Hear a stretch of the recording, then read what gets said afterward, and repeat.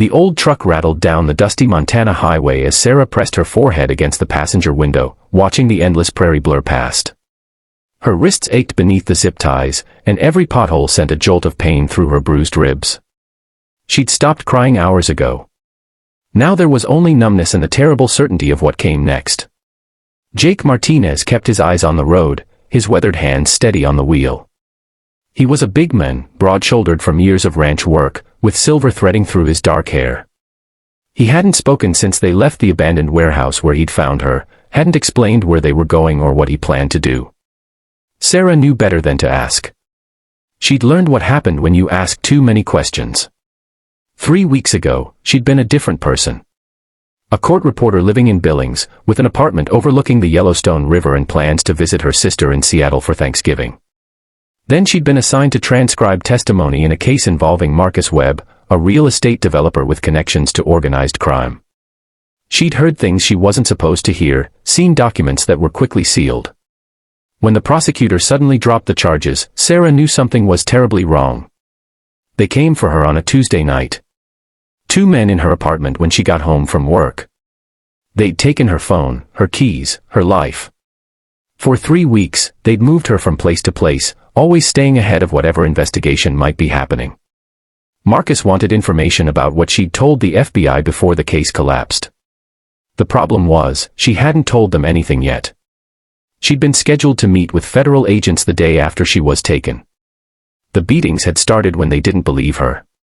Then came the threats about her sister, her parents, everyone she'd ever loved. This morning, they'd driven her out to that warehouse, and she'd overheard enough to know they were done with her. They were going to kill her and dump her body somewhere in the vast Montana wilderness where she'd never be found. But then Jake Martinez had arrived.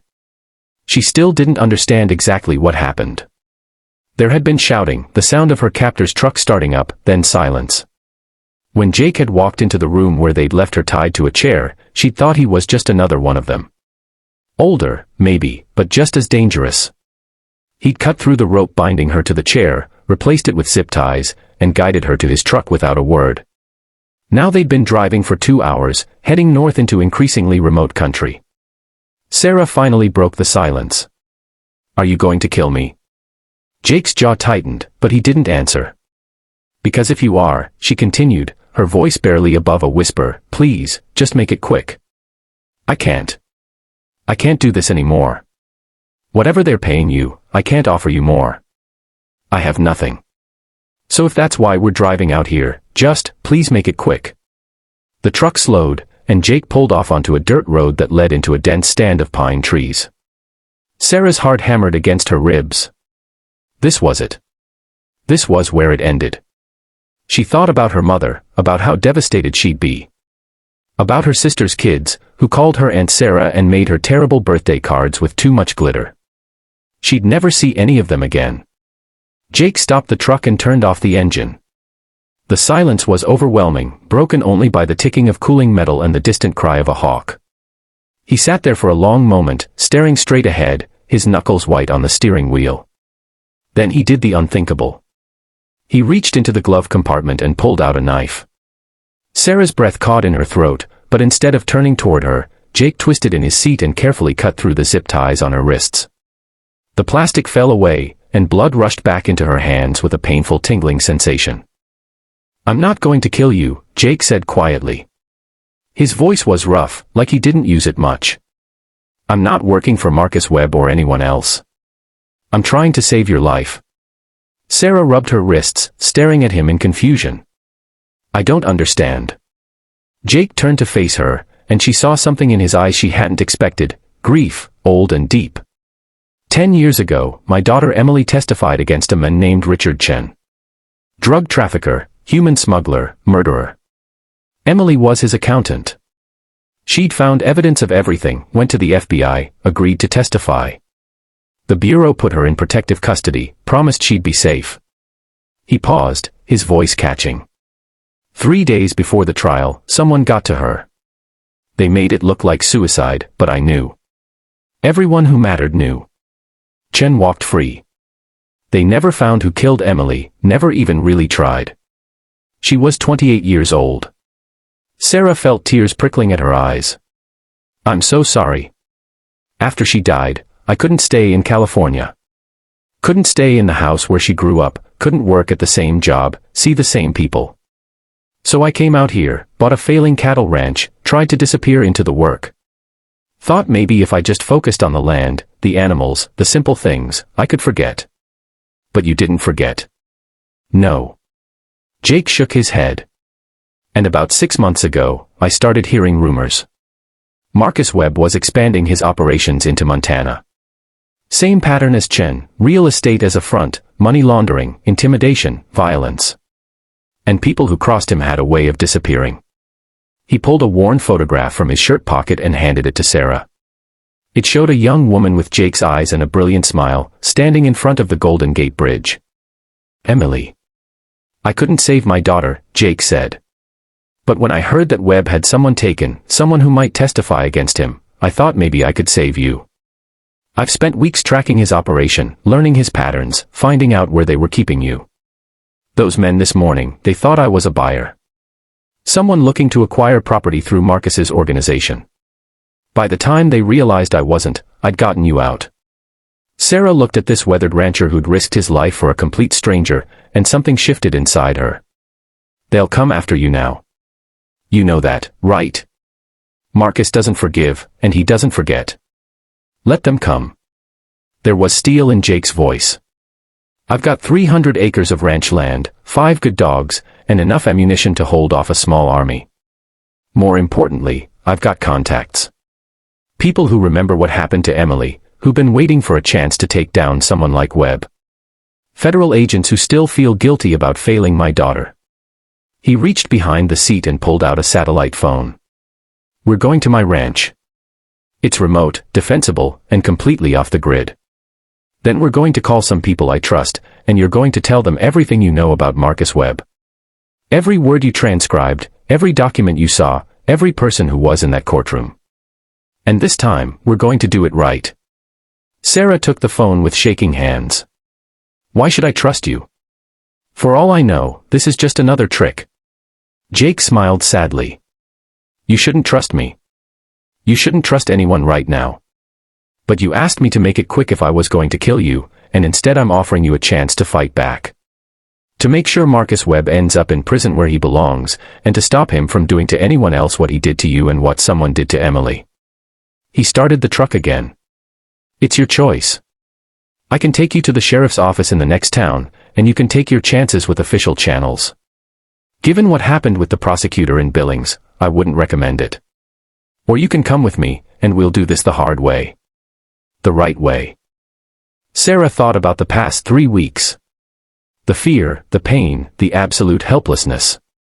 She thought about her captor's casual cruelty, about Marcus Webb sitting in his expensive office while people suffered because of his greed. She thought about Emily Martinez, a young woman she'd never met who'd tried to do the right thing and paid with her life. Take me to your ranch, she said. The sun was setting as they pulled up to a weathered farmhouse surrounded by rolling hills and grazing cattle. 3 dogs came running, tails wagging, and Sarah saw genuine warmth in Jake's face for the first time as he greeted them. Inside, the house was simple but clean, worn furniture, photographs of Emily at various ages covering one wall, and a gun cabinet with a serious lock. Jake made coffee while Sarah cleaned up in the bathroom, washing 3 weeks of grime from her face and arms. When she emerged, he'd set out bread, cheese, and some cold chicken. She hadn't realized how hungry she was until she started eating. We'll make the calls tomorrow, Jake said. Tonight, you need rest. Emily's old room is upstairs, first door on the right.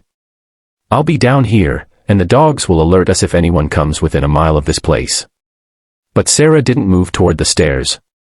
Tell me about her. About Emily. So Jake did. He talked late into the night, sharing stories of a bright, determined young woman who loved numbers and justice in equal measure. Who'd been terrified to testify but had done it anyway because she believed it was right. Who'd called her father the night before she died and told him she loved him, not knowing it would be the last time. She was brave, Sarah said softly. She was terrified, Jake corrected. But she did it anyway. That's what real courage is. Sarah looked at this man who'd lost everything and still found it in himself to save a stranger. I'm going to testify. Whatever it takes, however long it takes, I'm going to make sure Marcus Webb pays for what he's done. Jake nodded slowly. Then we'd better get you ready. Because when we make those calls tomorrow, everything changes. They'll come for us, Sarah. Maybe not right away, but they'll come. And we need to be ready. We? Sarah asked. You asked me to make it quick, Jake said, meeting her eyes. Instead, I'm offering you something better. I'm offering you a chance to fight, and I'm offering to fight beside you. I couldn't save Emily, but maybe together, we can make sure what happened to her and to you doesn't happen to anyone else. Sarah felt tears streaming down her face, the first honest tears she'd cried in weeks. Not tears of despair or fear, but tears of something she'd thought she'd lost forever, hope. Why, she whispered. Why risk everything for me? Jake was quiet for a long moment, looking at Emily's photograph on the wall. Because someone should have done it for her. Because every time I didn't try, I'd see her face and know I'd let her down twice. And because sometimes, the only way to live with the past is to make sure the future is different. That night, Sarah slept in Emily's old room, surrounded by childhood drawings and college textbooks. Outside, the Montana wind whispered through the pines, and 3 vigilant dogs kept watch.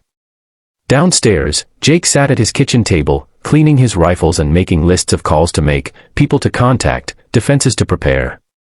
Marcus Webb had made a mistake when he'd underestimated a traumatized court reporter and thought a grieving father was too broken to fight back. Tomorrow, that mistake would begin to cost him everything. Sarah would tell her story, and this time, people would listen. This time, justice would be done. Jake looked up at Emily's photograph one more time. I'm sorry I couldn't save you, he whispered. But I saved her. And together, we're going to make sure your death wasn't for nothing. Outside, the first stars were appearing in the vast Montana sky, brilliant and cold and eternal.